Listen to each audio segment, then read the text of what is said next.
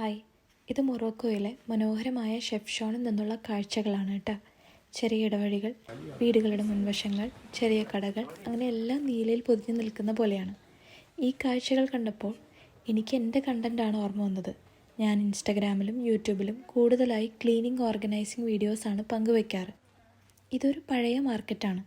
പക്ഷേ ഒരു മാർക്കറ്റിനെ ഇത്രയും ഭംഗിയും വൃത്തിയുമായി സൂക്ഷിക്കാൻ കഴിയുന്നത് ഇവിടുത്തെ ആളുകളുടെ ഓർഗനൈസിങ്ങും കൃത്യതയും കൊണ്ടാണ്. ക്ലീനിങ് പൊതുവെ എല്ലാവർക്കും പാടേറിയൊരു ജോലിയാണ്. അതുകൊണ്ട് ഇന്ന് ചെയ്യാനുള്ളത് നാളത്തേക്ക് മാറ്റിവെക്കും. അവസാനം എല്ലാം ഒരുമിച്ച് ചെയ്യേണ്ട അവസ്ഥ വരും. അപ്പോഴേക്കും ഇത് വലിയൊരു ജോലിയായി തോന്നും. വളരെ അടുത്ത കാലത്താണ് ഷെഫ് ഷോൺ സോഷ്യൽ മീഡിയയിലൂടെ ഇത്രയും ശ്രദ്ധ നേടിയത്. പക്ഷേ ഈ നഗരം ഒരൊറ്റ ദിവസം കൊണ്ട് ഇങ്ങനെ ആയതല്ല. ചെറിയ ചെറിയ മാറ്റങ്ങൾ കുറച്ചായി ചെയ്താണ് ഈ കാണുന്ന മനോഹാരിതയിലെത്തിയത്. ഇവിടെയുള്ള വീടുകൾ നോക്കിയേ, വലിയ ഡെക്കറേഷനൊന്നുമില്ല. ഒരു നീല പെയിൻറ്റിങ്, കുറച്ച് ചെടികൾ, വൃത്തിയായി ഒരുക്കിയ ഒരു പ്രവേശനവാതിൽ, അത്രയേ ഉള്ളൂ.